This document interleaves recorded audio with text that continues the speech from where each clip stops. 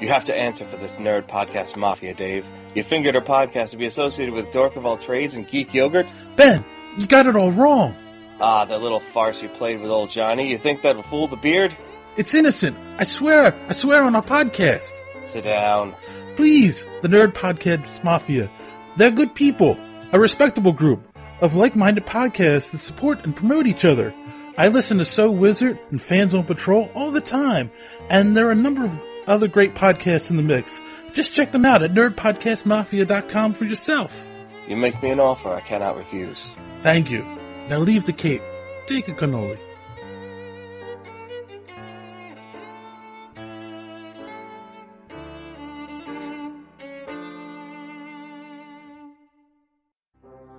Welcome to the continued podcast adventures of three opinionated guys with mics and too much free time. Strong enough to stop a speeding movie rumor. More powerful than a bad comic book event.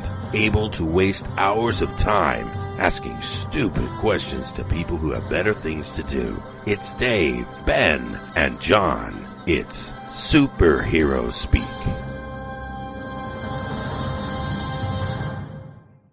Hey everyone, you're listening to Superhero Speak, and I'm your host Dave. And John. You're losing your voice already? Sorry, I can't hear you past this mound of Ricola. You sound like someone who spent a weekend at a comic book convention. Yes, and, someone who spent a week at a comic book convention and forgot to bring the hand sanitizer. Oh, that's the worst. So Ricola's so good. Wait, let me take a swig of Listerine here. It's delicious. Your Listerine says blackberry brandy on it. Hey, tomato, alcohol. It's the same difference. So that's right, boys and girls. We attended the Great Philadelphia Comic-Con this past weekend. And by we, I mean I went there on Saturday and John went all 3 days. I'm making up for lost time. Yes, and looking for lost children. I know, it's a busy life. You gotta have something to sell on the black market. So yeah, this is the third year in a row for the convention. The third year that we have gone as press, and I gotta say, it's still one of my favorite conventions. They were a little bigger this year. Yeah, but they're still, for all intents and purposes, by all accounts, this one is still for the comic book fans. It hasn't turned into a three-ring circus like some sorcery type named convention has supposedly become. Yes. No. Yeah, that's the thing. We talked to a lot of creators while we were there, and they all basically said the same kinds of things. That certain conventions, which shall remain nameless, have become a big circus. The other conventions, yes, like there were jugglers apparently at one not too long ago. Then other conventions have become big media events like San Diego and even New York to a point where this is, still a good comic book convention. That is to say that there are entire swaths of tables and which are the only thing you can find there are comic books, actual comic books. Yes. I mean, you walk and all that other, just about anything you're looking for, they've got it there. Right. I mean, you walk in and you're walking into Artist Alley, where a lot of other conventions, you walk in and the celebrities are right there, or the vendor floor, or whatever. Like this, you walk in and boom, you're hit with Tommy Castillo was right as you walked in the front, and Peter David. Yeah, and Peter David right as you walked in was off to your right, and Bob Camp. Yes, Bob Camp. Like was staring at you. Right in front of the door. Yeah, him and Missy. Hi, Missy, if she ever listens. His girlfriend just staring at you, kind of creepily, actually. But we love you, Missy. We love you. Yes. You too. Yeah, and it was great. So there's a handful of people that I've always wanted to get on this show. We got to talk to one of them, which is coming up soon, and we did talk to another one, who is Mike Zeck. For those who are unfamiliar, he was an artist that worked for Marvel for many years. Most notably, he designed Spider-Man's black costume during the Secret Wars crossover. And we talked to him for a good bit, but he didn't want to be recorded. So, we'll get him. We'll get him eventually. We'll guilt him into it. Entire bunches of Ricola here. I've got the kind I think that he was using too. It's like the blackberry or whatever. So yes, because they have to take care of him. That like John and him, boys and girls bonded over Ricola. It was amazing. It was beautiful to watch. I don't know why. But we did. It was cool. Some of the things we talked about with him. It's just. We talked a little bit about the black costume. Of course, no one knew that it was going to become Venom eventually. But that was cool. And then we cornered one of my all-time favorite writers and convinced him to talk to us. I don't know how we did it. What did you offer him, John, that you didn't tell me? Who are you talking to, Pete? You're talking about Peter David? Yes. That's right. I know exactly what we offered him. We bought some of his daughter's Girl Scout cookies. Oh, that's right. Literally. Yes, he was selling Girl Scout cookies, and John. They were the good ones too. The gluten-free with the butterscotch in them. Oh, it was worth it. Totally worth it. No, I'm sorry. Gluten-free and good do not go in the same sentence. Hey, they're Girl Scout cookies. There is bad. So yes, the one and only Peter David, for those who aren't familiar with him, he not only wrote... If you're not familiar with him, you are familiar with him, you just don't realize it. Because you have read, watched, or heard about something that he has done. There is no way you haven't. He's that prolific. He worked on many comics, including Young Justice, Amazing Spider-Man. He wrote the other storyline in Amazing Spider-Man. I know not everyone liked it, but what else did he work on? Star Trek novelizations, like you name it, he's worked on it. And he's got an Eisner Award in 1992, a Wizard Fan Award in 1993. Not talking about Wizards of the Coast, we're talking about something else. Hackster Award in 1996, a Julie Award in 2007, a GLAAD Media Award in 2011. And yes, and I actually first became familiar with him back in 1985. I'm just looking this up real quick. Considered one of the greatest Spider-Man stories. It's in a collection of the greatest Spider-Man stories that Wizard put out not too long ago. It was the death of Jean DeWolf. So there was a Spider-Man Daredevil crossover in it.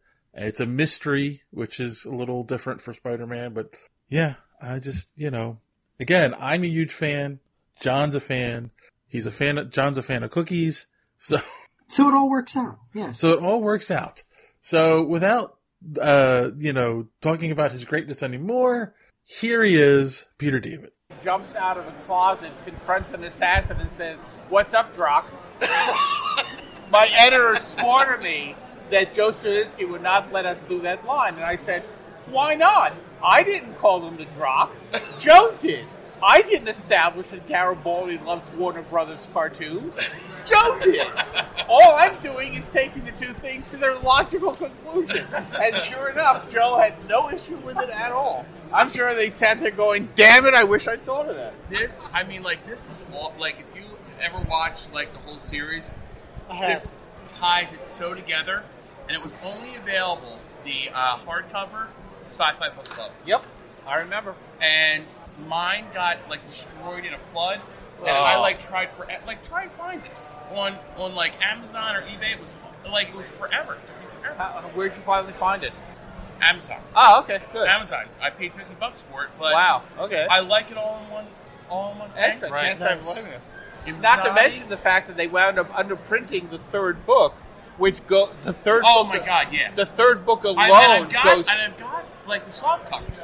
The third book of the series, that alone goes for $50, $60 on eBay. It was like so it was $50 for the whole thing is great. Yeah, I mean, like it took me forever. It took me 7 or 8 years to get this Jesus. book. And I got it originally from Sci-Fi Book Club. But, okay. You know, and these books are awesome too. Oh, thank you. These are awesome. I appreciate it. And you should have Marina sign those too. I was thinking about it. And have Bruce and Mira sign the. I'm thinking about that too. Yeah. Well, they're on the cover for Christ's sake. I know. I'm thinking about it. Okay. But awesome writer. Hi there. Okay, guys, I'm about to do an interview, so I can't talk, but I can sign stuff silently. Okay? Oh, thank you very much. Okay. Wow, he's got a lot to sign, too. Yeah. Oh, no. The Dark Tower. No, it's 4 books. Ladies and gentlemen, happening in 15 minutes in panel room 1. This day suddenly got Star a lot Wars, longer. Yep. Rogue One from A New Hope. This panel features David Ankrum, Alan Harris, Angus McInnes, and John Norton. Again, Star Wars, A New Hope to Rogue One. Happening 15 minutes in panel room 1. Excellent. Okay, so, let's go. You want me to? Okay. All right, everyone. Now we are here with the one and only Peter David. How you doing, sir? I'm doing fine. How are you? I'm doing good. So, this is your first year at the Great Philadelphia Comic-Con. Yes, it is. What do you think of the con so far? A little bit underattended. Okay. I'm also not thrilled that various people were not met at the airport. J.K. Woodward had to take an Uber over here. Several people have, weren't, so I'm not, so far I would like to see more fans here. But the fans who are showing up are effusive and generous and supportive. So, in terms of the convention itself, I'm having a great time. I mean, yeah, this is actually, we've been coming since they started. This is the 3rd year, and it's grown actually a lot since the first year. So, yeah, we hope to keep seeing it grow. Me too. So a question that we usually like to ask people, is writing something you've always wanted to do? Yes. I mean, people say to me, I want to become a writer. How do I come up with ideas? Mm-hmm. And they don't understand that it doesn't work that way. You become a writer because the ideas that occur to you compel you to go and write them down and distribute them to as many people as you can, ideally with your name on the front of it in as large letters as you can. It's an inner compulsion. The ideas come to you, and you just have to write them down.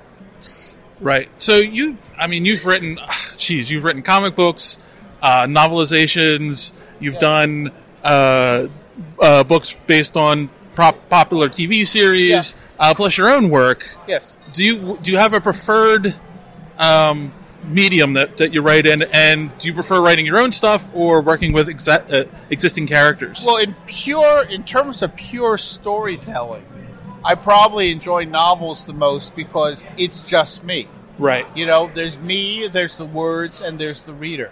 It doesn't have to be filtered through actors or artists or anything like that. Mm-hmm. It's just my story. On the other hand, when you do collaborate with artists and actors and directors and that kind of thing, you can wind up, getting your material tremendously improved in ways that you could not have conceived of originally. Cool. I guess that is true. I never thought about that because, if there's a certain character that has to be written a certain way and you haven't thought of the character that way before, it doesn't... Oh. Yeah, okay, go ahead. It does cause you to have to go outside of your comfort zone. Yes. Okay. So what's your favorite thing that you've ever written? I don't have a single favorite thing. Okay. It's like asking what's my single favorite child. You're not the first person to have said that to us. What?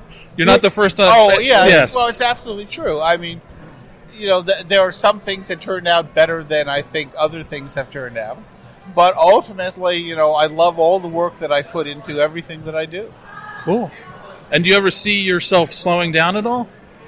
When I'm dead. Aside from that, no, I'm going to keep working. Cool. Do you have anything coming out you want people to keep an eye out for? Well, for Marvel Comics, I have a new book called Ben Reilly's Scarlet Spider. That'll be coming out at the end of April. I'm also working on the third book in the Hidden Earth trilogy. As a matter of fact, it's on my computer right now. When nobody is around, I just sit here and work on that. Cool. Wolf to panel room 1. Wolf to panel room 1. And they've got you in the best seat. You're right by the speaker for all the announcements. Yeah, I'm thrilled about that. I'm just thrilled they're not playing music over it. So what's one of the questions we usually like to wrap up on is how do you measure success? Well, I mean, part of it is quite simply coming to places like this and having Josh Hawks to panel room 1. Josh Hawks to panel room 1. Wolf to panel room 1. Well, in terms of measuring success, I do it, partly through places like this. Going to conventions and having people come up to me and tell me they like my work and buying my stuff and throwing money at me.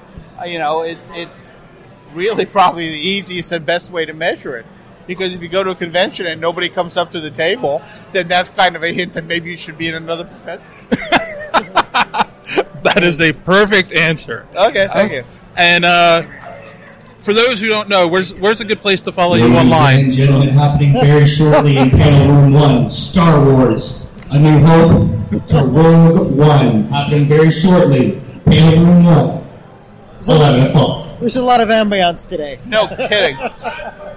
They can follow me on my Facebook page. Mm-hmm. They can follow me on Twitter, and I have a website, peterdavid.net. Cool. Excellent. All right. Thank you, sir. You're welcome. Thank you. It's a shame they put him right by that speaker. Yeah. But, on the bright side, we got a lot of ambiance while we were there. Yes, John kept calling the overhead announcements ambiance. Yes. It's like NPR, you record it where it lies, to mix metaphors. But yeah, he was, and he's an easy guy to talk to. He's really nice. The only thing is that he wouldn't let us see what was on his laptop, which is something he was, quote unquote working on, that wasn't ready for the light of day yet. No. I mean, I even tried walking away with the laptop and he tackled me and it became a whole thing, but next year. You'll never wash the shirt that he sweated on, that's okay. Yes, of course. I got it framed. Yeah. But no, seriously, if you ever see him at a convention, he loves the fans. As you heard in the intro to the recording, he was talking with some of the fans about some of the work, some of the harder stuff that he's put out that isn't really available anymore, is out of print. How they were managed to get their hands on it, and he loves the fans. He just does. And the fans love him. Yep. Anyway, so moving on from that, we actually then end up talking to a former guest who's been on the show twice before. She was part of our Women in Comics special we did last year, and then we caught up with her at the Great Philadelphia Comic Con last year and talked to her again for another few minutes. Snarfs. I will never, ever be able to think of this woman again without thinking snarfs. I'm not talking Thundercat snarfs. I'm talking la la la la la la snarfs. Yes, she did a lot of great artwork, which were 80s mashups. Really bad 80s mashups. Like Smurfs and Snarf. Moltron. Yes. Moltron. Oh my god. An octopus that was Optimus Prime, if I remember correctly. Yeah. Optimus Prime. Yeah.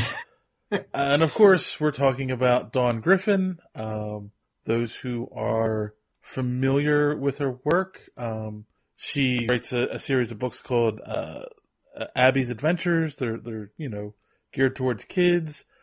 She's worked on the Rise comic book series, which is an anti-bullying comic book series.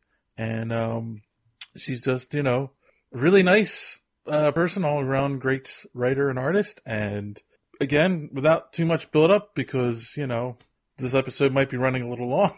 Yeah. Ladies and gentlemen, dawn-griffin. We're good. All right, ladies and gentlemen, we're now here with one of our favorite repeat guests, dawn-griffin. How are you doing today? I'm doing good. How about you? I'm doing all right. So, this is your second year here at the Great Philadelphia Comic Con? Third year. I've been here since they started. Yeah. Oh, okay, cool. And what do you think of the con this year? It seems to have grown a little bit. It's pretty much similar to last year in terms of size, but I feel like it's grown a little bit, and I saw far more crowds line up outside than I remember last year. So that's all good signs. It's a good sign that people are spending money already on Saturday morning. That's usually a good sign. So hopeful. Yes, and so people will know you specialize in children's books. Sure. So do you see a lot more kids that seem interested in your stuff? Is it? Yeah. Cool. I mean, there's a lot more families coming, and a lot more kids, girls buying my kids' books, Abby's Adventures, as well as families buying Zorf, Bert, and Fred, which is really an all ages comic.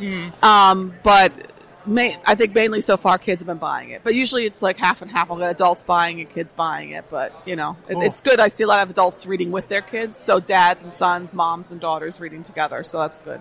And so when I'm going through some of your prints here, you have the 80s rejected cartoons, which horrified John, the Smurfs. Hey, and there's oh my god, it's a Inspector Gadget. Now, the little guy from Gremlins. Yeah, Gremlins. His name, that's his breed or whatever. Okay.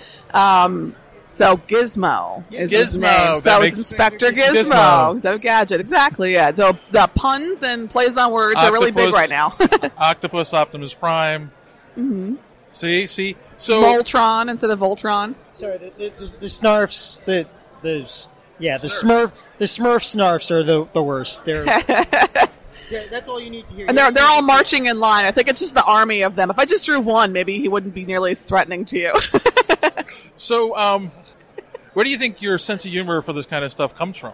I think it's just me being goofy. And some of it's just seeing what works online first. Right. And people like to figure out. They see a drawing. They like to figure out what the puzzle is behind it sometimes. Right. So instead of just drawing I did these rejected 80s cartoons for something called Inktober, which is in October, and a lot of artists will post one thing a day, a month, in the month of October, obviously. Right. And so I decided 2 years ago, to just do all the 80s things, like being an 80s kid was the theme. Right. So this year I pushed it and I said, let's do rejected 80s cartoons. So instead of Care Bears, it's Care Pears. Yeah, that would flop. I see a Moltron too. Yes, Moltron instead of Voltron for sure. Teenage Mutant Ninja Sloths. That's not gonna do very well. It's a pretty boring show. So, puns, people love them. I mean, they will just. It's great at a show too because people want to stop at my table and figure them all out. And while they're there, they're drawing more attention. They're looking at my other work. They're buying original art. So it's a good icebreaker, and we can kind of all reminisce about the 80s. This is great. Well, not all of us. Some of us are 70s. But anyway. I have to say, it's impressive how many kids know the 80s. I mean, I guess it's because a lot of people who grew up in the 80s are not raising kids, so they raise them on the stuff they remember. But a lot of 80s stuff has come back. Right, as I'm saying, a lot of 80s properties have come back big time, in the last decade or so, because, comic book movies made it real big. Who knew? Right. So now it's like, other than the millions of Strawberry Shortcake, and let's bring back Voltron, and let's bring back... Voltron's back. Oh my... Yeah. Well, that's basically all the people that grew up in the 80s are now in positions in power, in animation and movies, and what do they want to see? They want to see Power Rangers, but a gritty reboot. Exactly. We're gonna get we'll get Voltron, but a gritty reboot, Right? Or we already got a love Netflix it. series. So. But I don't think we've seen that in other times in history. Like in the 80s, we didn't have a lot of reboots of stuff from the 60s. A different time. It was a different time. But again, it's true. Why is it just that? Will the '90s start to reboot soon? Is that going to be a new thing? But I also kind of think, and I think it's true. I mean, I think Full House. Actually, I just thought of that. Yeah, Full House came back, so I think we will start to see some of the cheesy '90s. But stuff I think it's return. true, and I think all of us, the three of us, can agree with this, that in today's world, a lot of older people, we have what they call an extended adolescence. We're able to hold on to it's not frowned upon for us to hold on to the things that we enjoy anymore. Peter Pan syndrome, I've seen it called. It's a nice way of saying we don't grow up. Yes, exactly. Yeah. So we have our collections of stuff still at home. Exactly. I mean, I am the wife, not the husband. But the wife doesn't make the husband kick his stuff out. So exactly. My husband let me keep my Thundercats collection. Cool. So, do you have any new books this year so people take a look, keep an eye out for? Or the last Surfbread and Fred album has come out. Okay. And so that's probably my newest book. And I'm working on, as I can, because I have a lot of freelance going on right now. So I'm working on another graphic novel that will eventually come out, and I'll probably be posting about it on Patreon. Is probably what I'm going to do once I start getting some of the pages done, some of the character art done, and scripting it and all that type of stuff. I'll be posting about it on Patreon. So if people want to follow it, they can pay a little bit to be able to see the inner workings of how I'm putting this all together before I put it out and as a book. I hopefully will be trying to get it picked up by a publisher. Cool. And that'll be my first attempt in a while to not. I have a publisher for my kids' book series, but with Zorfert and Fred, it's totally self-published. So this will be my first time going back into publishing, and hopefully find a publisher that likes kids' work or young adults. That's kind of it's in that genre. So for our listeners who would be interested in supporting that, what is your Patreon? I have an account. I don't have it set up yet, though. So this would only be right now. It'd be kind of a crime to ask people to give me money, and I'm not going to have anything to show them yet. Right. So once I do, you'd probably be able to search for Dawn-Griffin under Patreon. You'd find me. So Dawn-Griffin Studios. Okay, and your website again, so people know. dawn-griffinstudios.com. Yes. And if you want to read my old comics, Zorfert and Fred, it's zfcomics.com. Cool. All right, and I'm going to ask you the question that you've already answered this, but we always like to wrap up with this because it might have changed. How do you measure success? Oh, this is a very good question, and we talk about this a lot on my own podcast from the Webcomic Alliance. We talk about success and how it's different between all of us. Right. So I think it varies, like year to year, whatever you might want to do and what you're striving for. Once you feel like you hit one plateau, then you're always looking for another. So it's a movable thing depending on where you are. Definitely. I think that's the one thing that I had to learn coming out of college, or going into college really, was I thought that I would just get to a point like, okay, I reached success, now I can do the victory dance and call it a day. But it's never that. Whether it's how you're drawing and if you're happy with how what your art is like, or whether it's okay, I landed a book with a publisher, I'm done, mic drop, it's over. Right. It never is that. So it's always an immovable thing. So for me right now, my next goal is getting a book picked up by a major publisher that would promote young adult graphic novels, which is a big booming industry right now. So even Scholastic has its own graphic novel section. Right. So I mean, I'm hoping to find a space in there and get in, and that will be success. But once I get there, that'll be what's next. So finding success is always what's next. Is how I could say. No, that's cool. I mean, and it's funny because one moment, God is speaking. Like we told Peter David, we have a lot of ambiance today.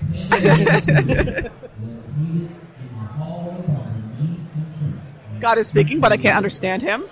Yes. No, it's funny because that idea of hitting plateaus and finishing things, I think we're taught that in school.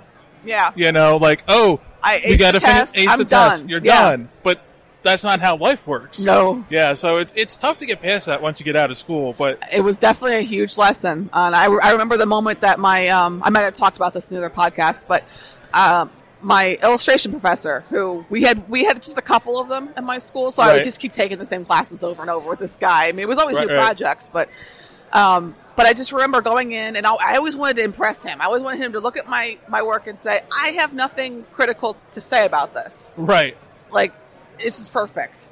And I got that. One time, I got that. And he went in as, I really don't have anything to say about this piece. I love it. It's wonderful. And did you quit right then and there? So I wished I had a mic so I could drop it in the middle of my classroom. Like, I wish, because I was just like, yes, success. I'm at the pinnacle, you know? Right. And, so he said, like, this is really great. And then he walked up to my desk and he slammed his hands. I guess he saw it in my face. Like, I'm like smug. Like, yeah, that's right. I did it. Yeah. And he comes up, he slams his hand on my desk. Right. And looks me in the face. He's like, don't get comfortable. And I was just like, yep. Damn. And he just said, I want you to do me something totally new in a new style next time. Just push yourself. Right. And that like shattered everything in that moment. Because I was like, I wanted to celebrate, you know, like, but that kind of was my biggest lesson, was that artists don't get comfortable. Right. As an artist, I mean, really, as anybody, you know, living in reality, you can't get totally comfortable. You have to always look for what's next and how to improve, better yourself as a person, as an artist, as a professional. So, yeah, that was something that always stuck with me, you know, from this illustration professor. I was totally not expecting it. Well, with that, I think you can drop the mic. And thank you for your time. Thank you. All right. And John, you loved her art. I do. I should have bought something, but I'm sure we're going to see her again. I got to get the Snarfs thing. I just, every time I think of that, it almost makes my life worth it. I'm telling you. Oh. Wow, that was a loaded statement. I mean, moving on. All right. So, as I initially said, when we started this episode, that I went on Saturday, right? And I was there when we talked to Peter, David, and Dawn.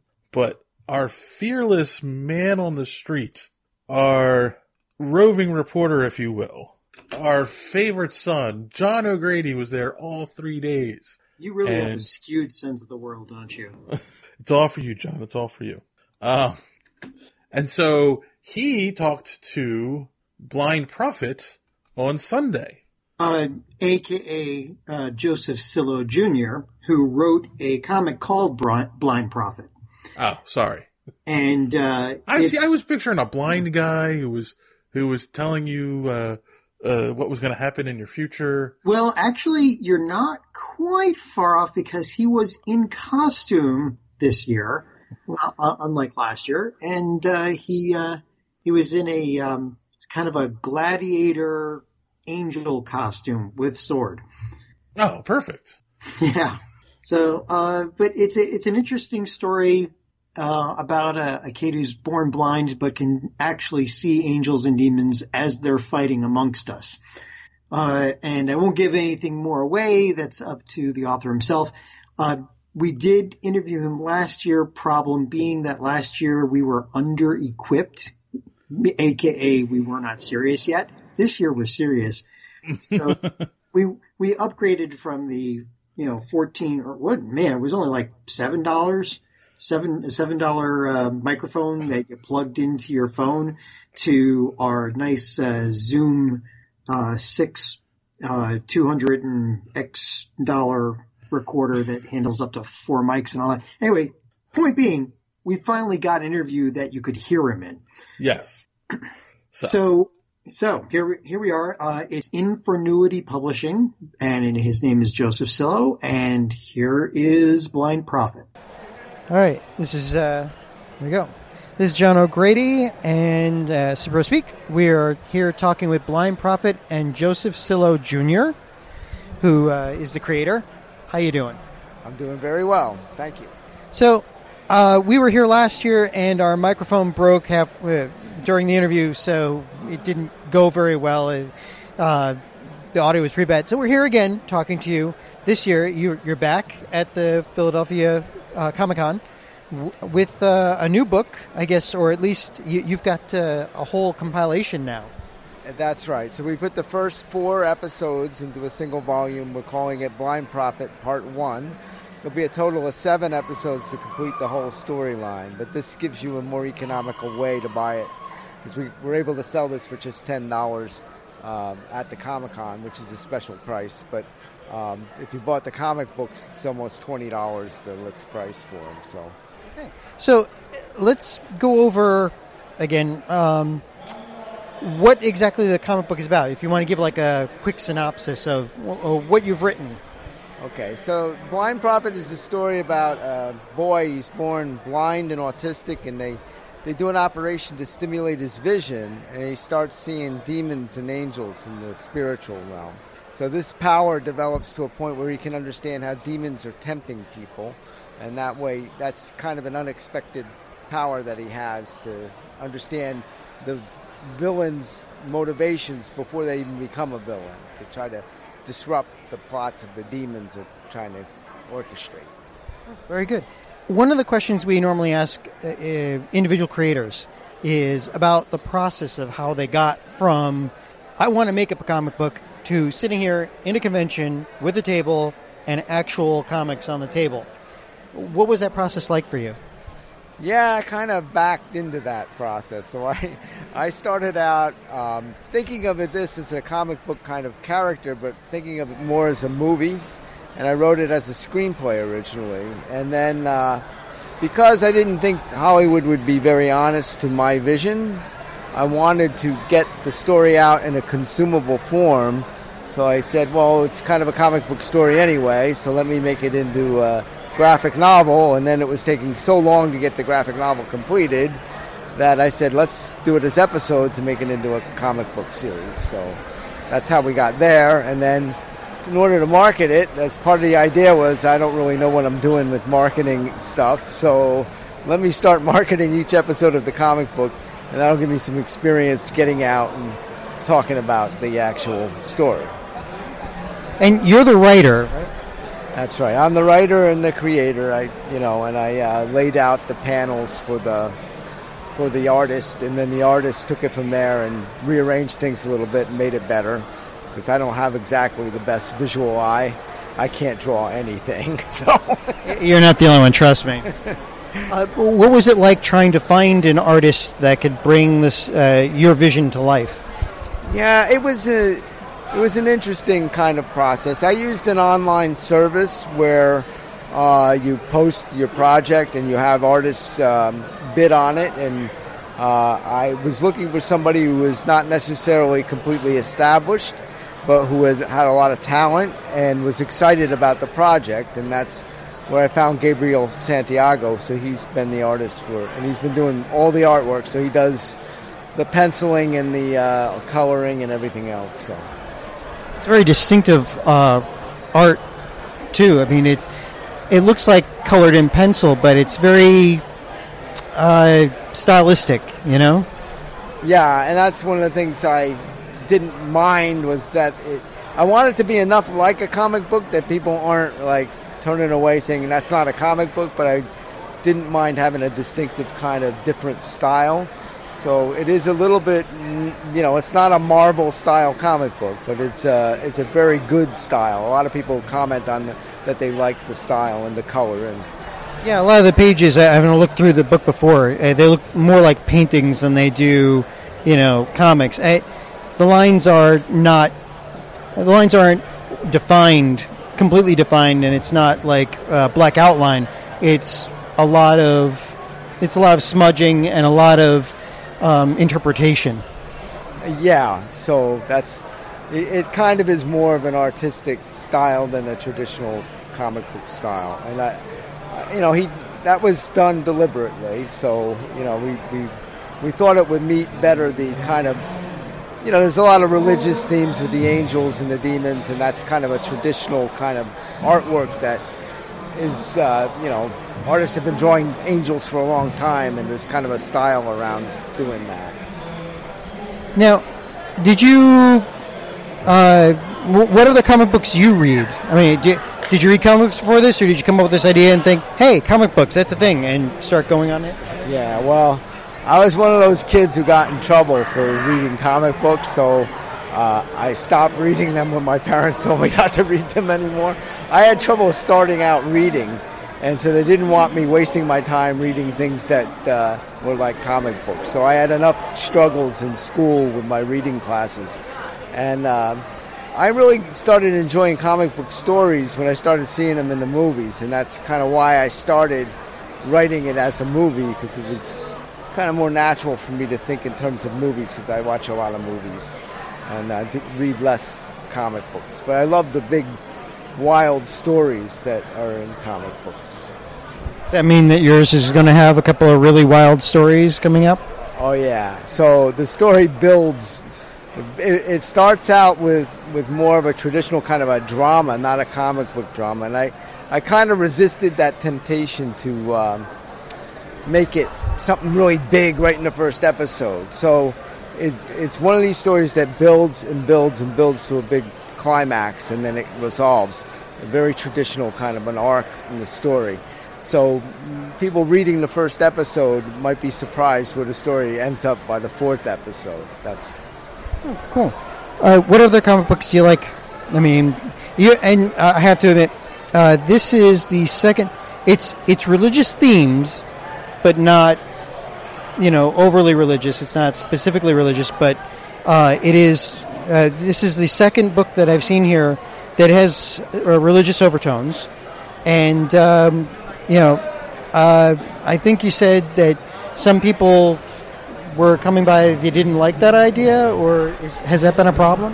No, it hasn't really been a problem. I mean, if people don't like it because of the religious content, they just kind of walk along and don't, it's not their thing, But it's written more, I'm thinking more in terms of a content like The Exorcist, which had a lot of religious content in it. The big hero in The Exorcist is the priest, who's the exorcist. So, but you're dealing with demons as well. So I actually had somebody review the book who was an agnostic. She admitted it and said, it dives into religion, but it didn't bother me because there's a bigger kind of story involved that captivates people. Yeah, like I said, this isn't like a chick track, if anybody knows what that is.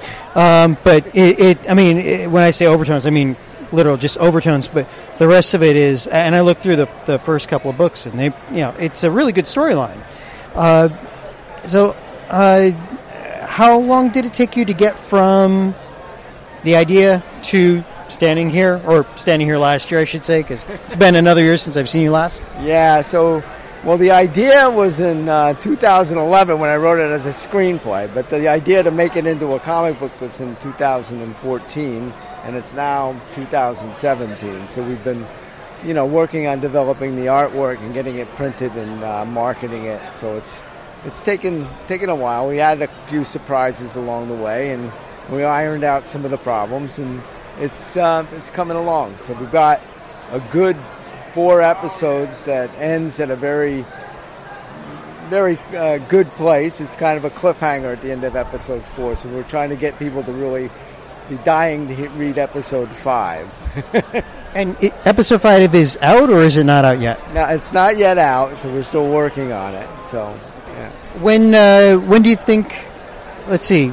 You've got 4 issues now, and you've got the compilation for issues 1 through 4. Yes. Okay. And when do you think you'll continue it? How much? Yeah, that's one of the things with my artist. I don't ever set a deadline.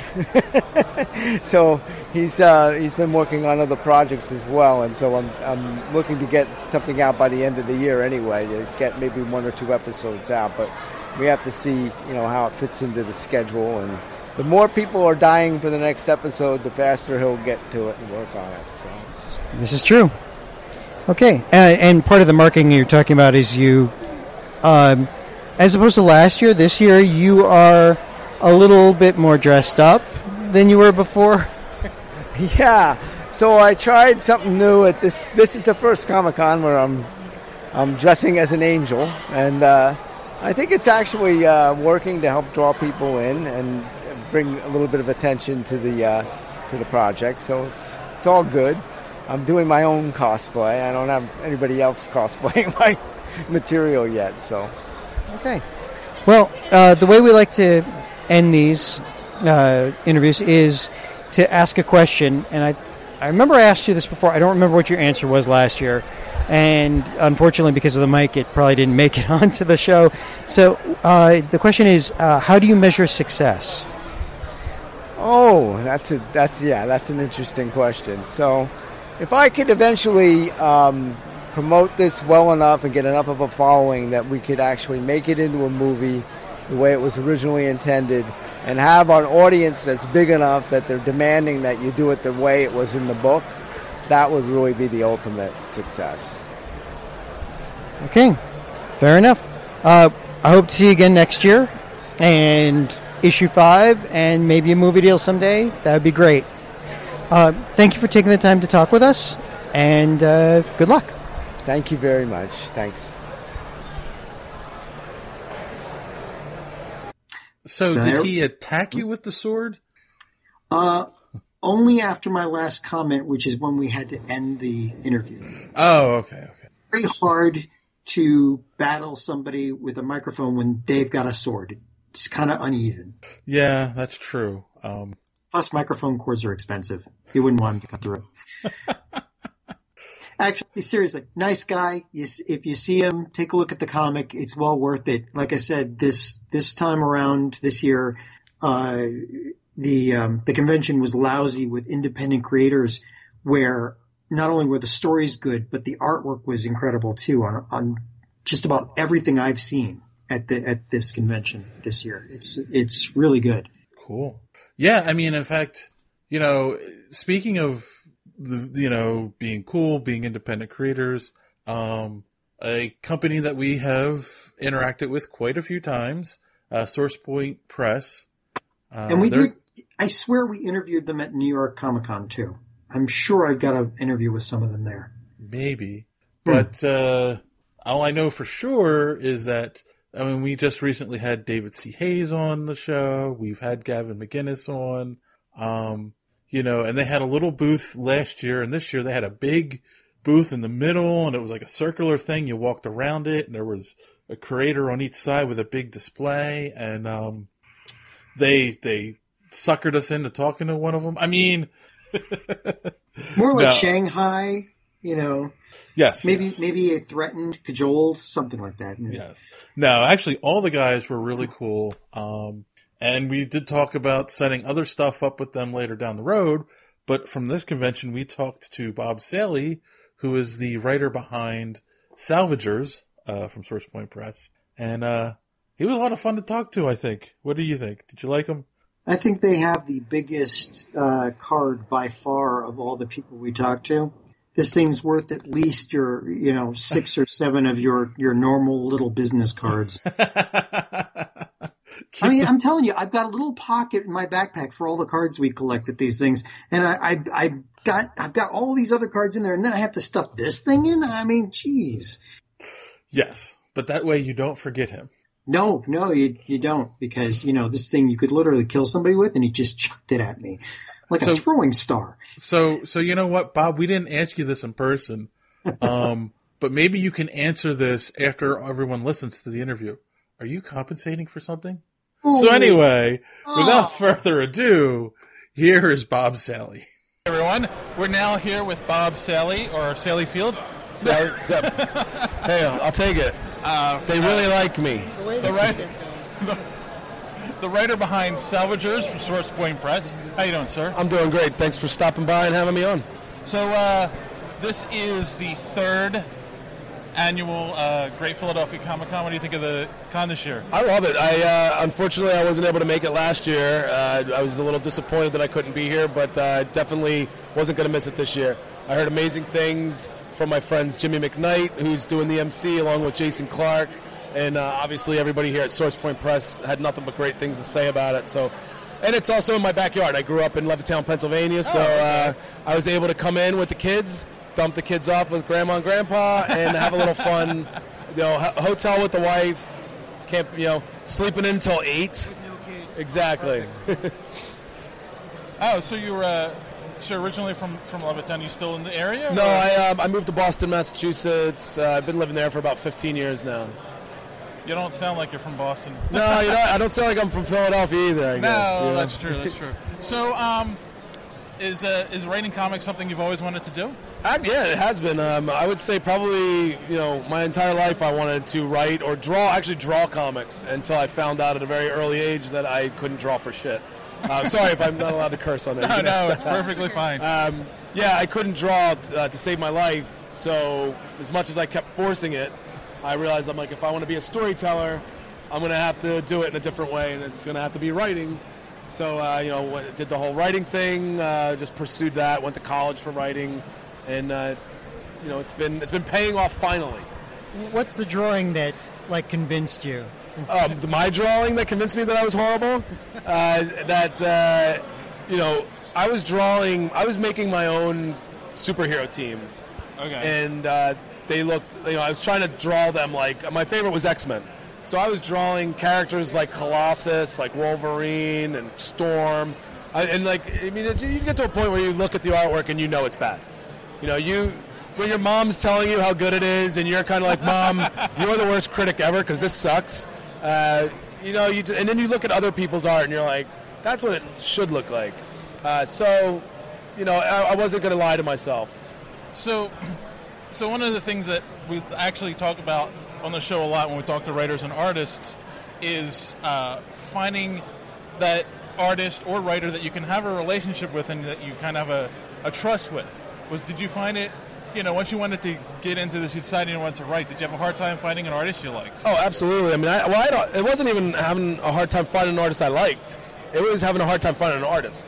I started doing this in 2001, and Facebook really wasn't a thing where you could go on and go to a comic creators group where there's writers and inkers and artists all collaborating together. So what I was doing was going on Craigslist. I was actually I was going on Craigslist for dating and for looking for artists. So there was no Match.com. You go in there, they had, if we want to get real, the casual encounters. And I was single. Hey, I was young. I was single. But also in there you could find artists. But it never really panned out. I found an artist that he did some conceptual art for me, and it was just very slow moving. It would take a while to get. Nothing like today. Now, I could talk to an artist now, and you could have something in days. So it was taking a long time, and also I didn't even really have a script written. I was just conceptualizing the idea of it. Okay. So what I wanted to be able to look at the characters and be able to visualize them while I was writing it. So my first step was to get the characters drawn, to be like, that is who it is. And it was just tough. There was artists I think as you're new in the industry, artists don't really want to spend the time on something where they don't trust if it's even going to pan out. Right. Where now, I think people know as when you've printed stuff and you have it out there and you're at conventions, artists now see that and they're like, oh, hell yeah. I know that what you're going to do is going to be seen by hundreds of people, so yes, I want to jump on that. No questions asked. So it was tough. And there was a point where I was like, you know what, I don't have an artist, I can't find an artist. And you just think maybe it's time to give up. And I had a friend of mine, Wendy Lau, who she knew I was trying to write a comic book. She went to a high school reunion. She went to high school with George Acevedo, and she talked to him, and he was saying how he's looking to draw a comic. So she said, perfect, and she put us together, and that's how Salvagers Volume 1 came to be. Sounds like you were a artist, a visual storyteller trapped in a writer's body. Oh, yeah, that's the worst kind, isn't it? It's there's nothing worse than that. You're trying to break out, and you just can't. So how did you get hooked up with Source Point? Through networking online and at conventions, I saw what they were doing, and I saw that it was a really professional outfit, and I knew Travis McIntyre really well, and I knew that he was the type of guy that wasn't going to bullshit you, and he was going to be straight with you, and I was excited for him to take a look at what I was doing, and to see if it was something that they would enjoy having, that they would want on their label. Because I knew that they did a lot of cons. They go to 50 cons a year. Yep. They put the books out in stores, and it's just a really it's an up and coming professional publication. So I was really excited to be a part of Source Point Press.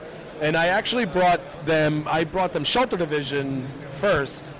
And then once we really got started talking about Shelter Division, I brought them Salvagers. And I think it probably wasn't up their alley as far as what they are normally putting out there. Right. But I think luckily enough, like, I already had a fan base built for it.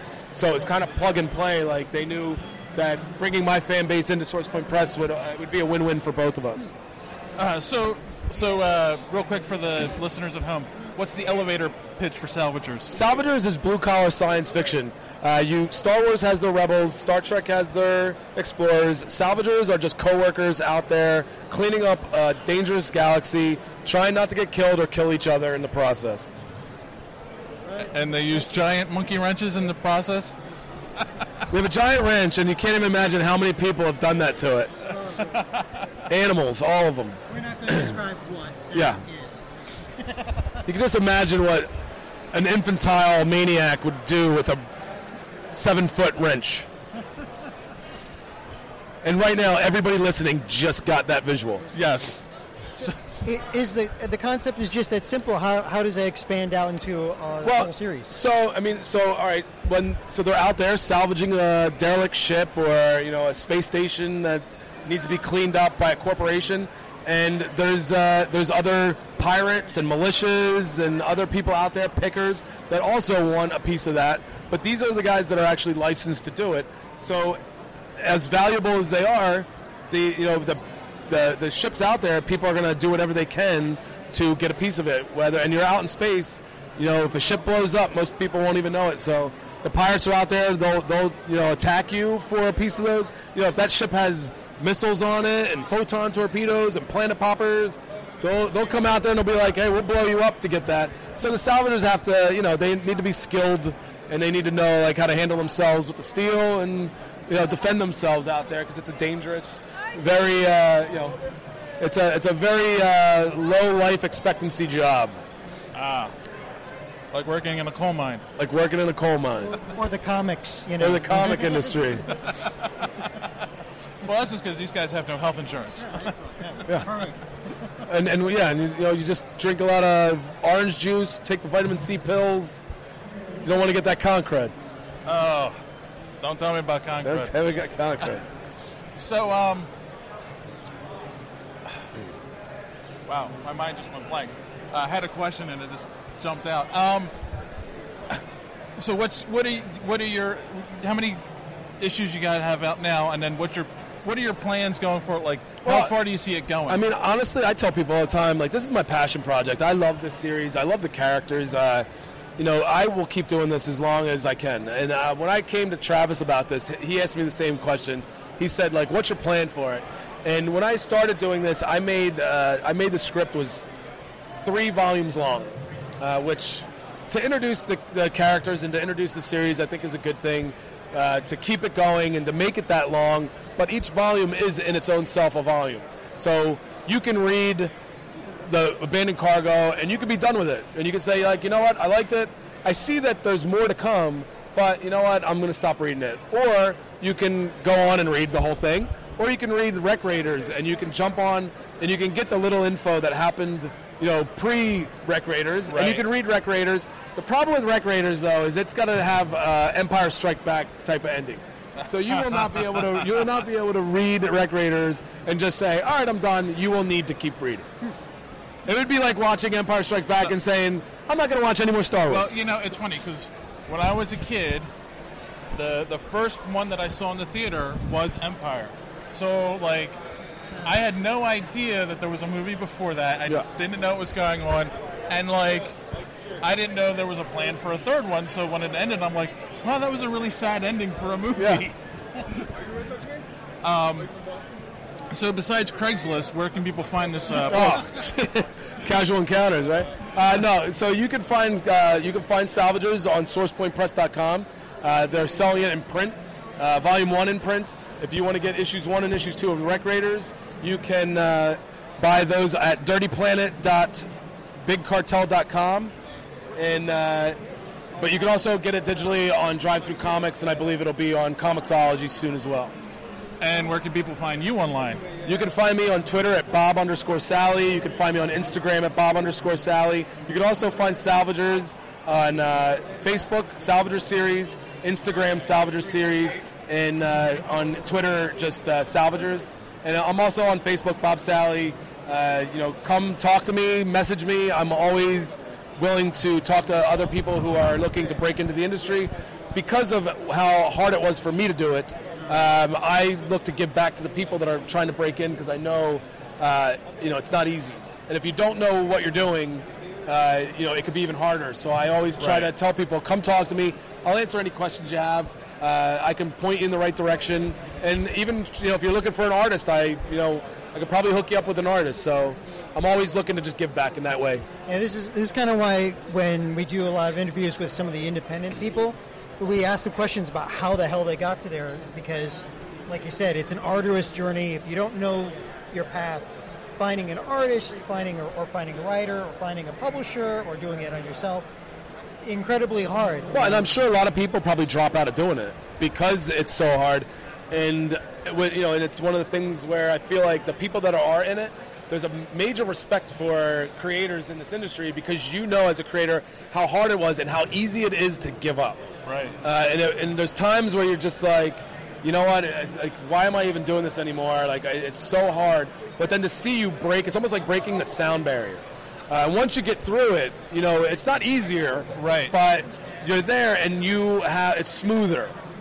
So to know that the people that are there on that side, knowing what they had to do to get there, you have a respect for them because they worked their ass off for it. So it's a fraternity of creators. So I'm glad to be a part of it.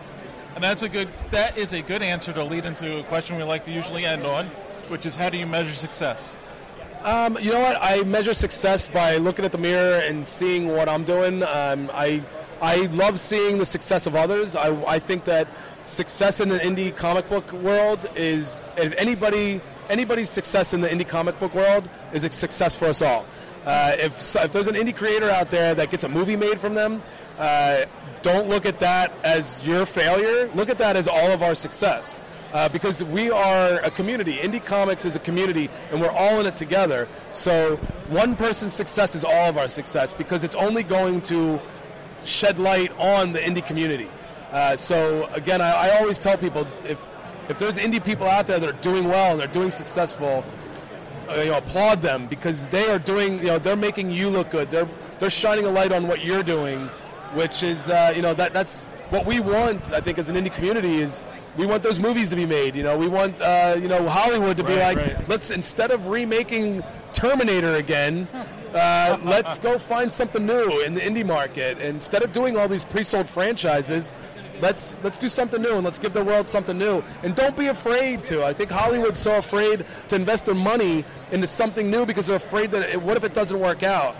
So what they'll do is they'll rather put out something that's been done over and over again, get that weekend money in, and then be like, hey, we'll make another one next year. And soon they're going to take Arnold Schwarzenegger's corpse, put it on a stick, and do another Terminator. Exactly. It's and you know what? I think that more people that get to know that there's all these amazing indie titles out there.